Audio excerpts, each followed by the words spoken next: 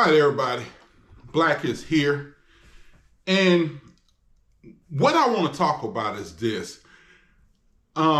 This morning, about 5 a.m., I was heading home from work, and I was thinking about Ford F-150 with the 3.3 liter V6.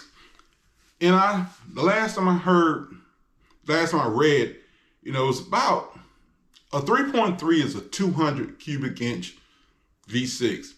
It has 290 horsepower. And I think it's 265 pound-feet of torque. And it's in a F-150, okay? And this is an engine, a truck I would like to drive. I would love to drive to see what it pulls like.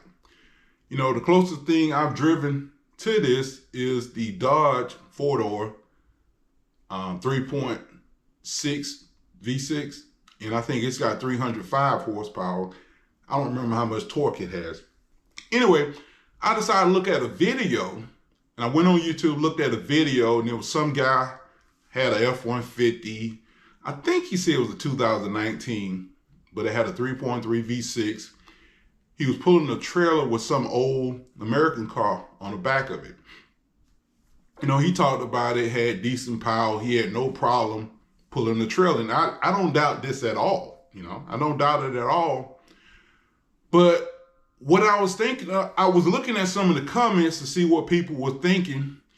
And one guy said that he would rather have this engine over a 2.7 EcoBoost. And I thought to myself that this person probably has never driven a 2.7 EcoBoost, because anyone who has driven one, for any length of time where they actually had a chance to get on the expressway, settle down to 65 miles per hour or even 70, and do a fuel economy check like I have, this engine is pretty damn efficient, considering the amount of power it makes. It's 325 horsepower, 375 pound-feet of torque, which is like 110 pound-feet more torque than that 3.3 V6. Now, I'm not saying, again, I'm not bashing the 3.3 because I want to drive one. I really do. I want to drive one, see what it feels like. But again, this video is talking about the guy comment. Of course, I left a comment and I explained to him that I bought, a brand new 2016 F-150 with the 2.7 EcoBoost. Had 29 miles when I got it. Right now, it's got 110,000 miles. Well, it's going to turn 111. By the way, to my fan Mike, it's time for a oil change. It's down to 22%. And it's just under 111,000. And now when it gets to, I think, 111,000, maybe 100 miles, it's going to be 8,000 miles since I changed the oil.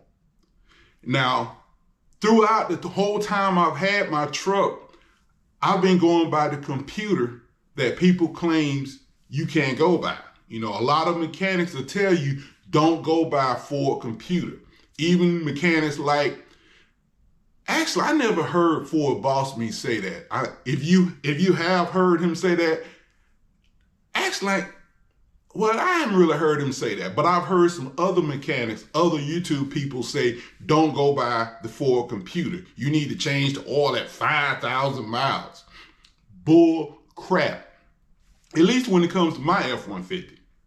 My first oil change, by the way, no one has ever changed the oil in my truck but me. I don't trust Ford dealers. I don't trust anybody to change my oil but me.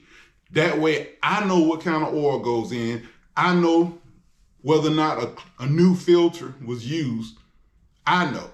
Now, but getting back to it, my first oil change. Now, I don't think I have a video. I recorded the video, but the video was too dark, and I think I erased it. So I don't think I have a first oil change video.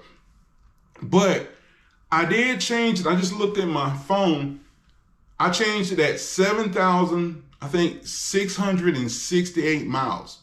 The first oil change. Now, you know, a lot of people tell you that you should change the oil at 3,000, or at 1,000. The first oil change, you should change it at 1,000 miles. Ford didn't say that.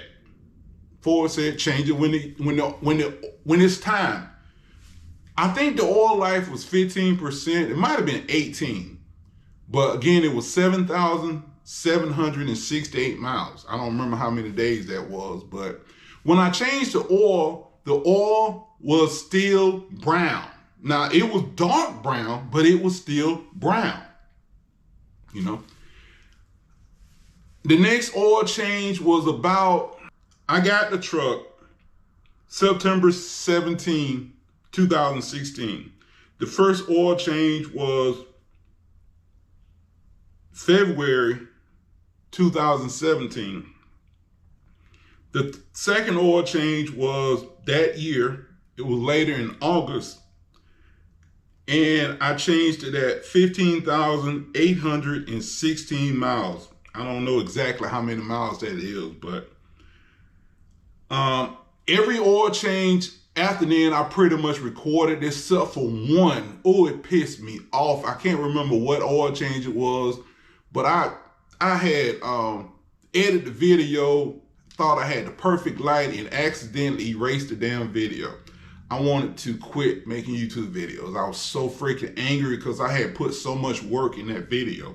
But anyway, I've gone damn near 9,000 miles at some point before I changed the oil, right?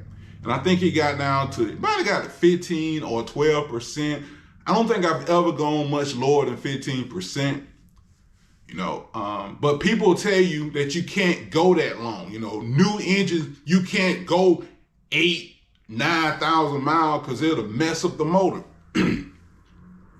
Bullcrap. If you have a oil life monitor, that's what the oil life monitor is designed for. It's to tell you when to change your oil. That's what it's for. And it pissing me off when mechanics tell people, oh, you can't go by that. That's bullcrap. Now, I'm going to tell you what happens. You have people who will say they changed the oil at 15% when they probably went below that. They'll tell you, oh, I changed the oil at 7,000 miles when they probably went 10,000 miles. Now, my Trailblazer, some years ago, I just wasn't paying attention.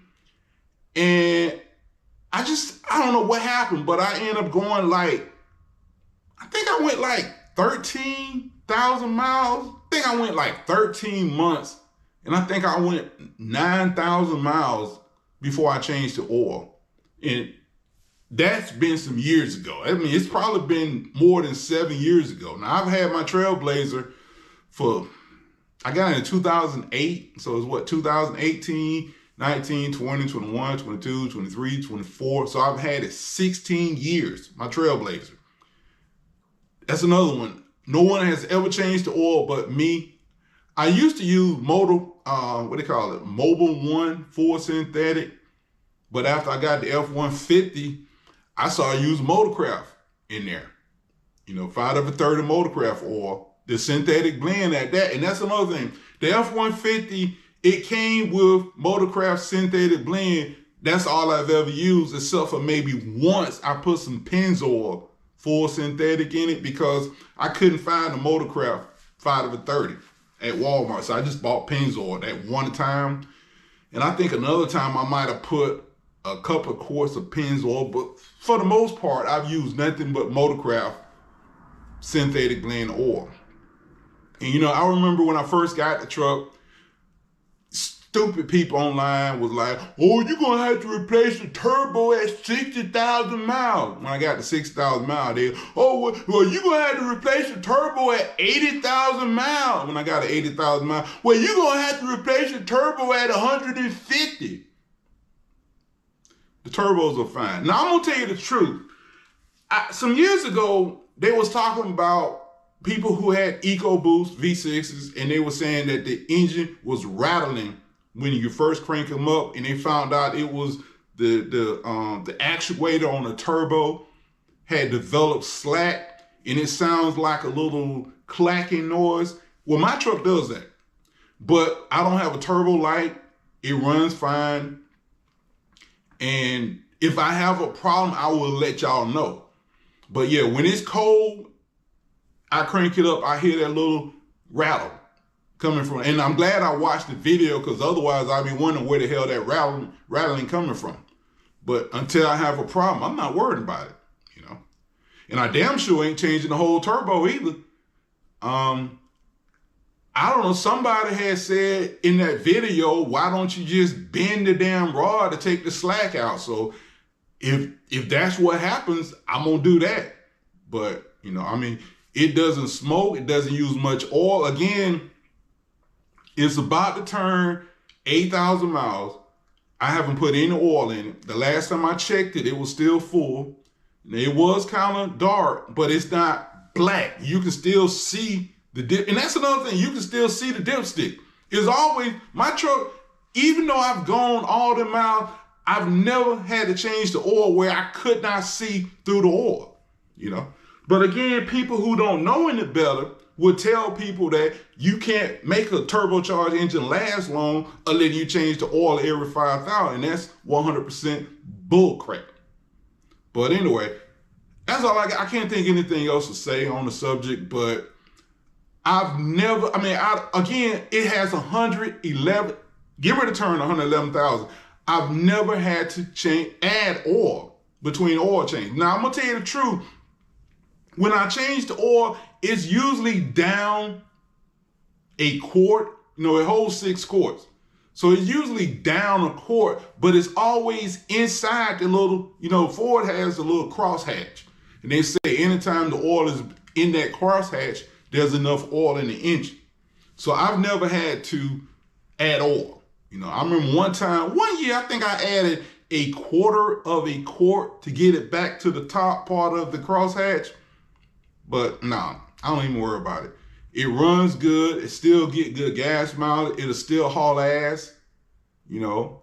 And that's the reason I bought the engine, because I wanted to see how long would a 2.7 EcoBoost last with somebody like me who knows how to take care of the engine. And people say, I don't tow a lot, but I've towed my Cadillac twice. I've towed my Volkswagen. I've towed my Trailblazer. I towed that damn Mercedes. Or y'all don't know that. I don't think I made a video, but I towed my Tahoe to pull apart with my F150. And that Tahoe is 5,000, it was 4-wheel drive. It's 5,300 pounds, plus they say the U-Haul trailer is 2,000 pounds. So that's like 7,300 pounds with that F150, with that little bitty EcoBoost. Dre, y'all have a good day.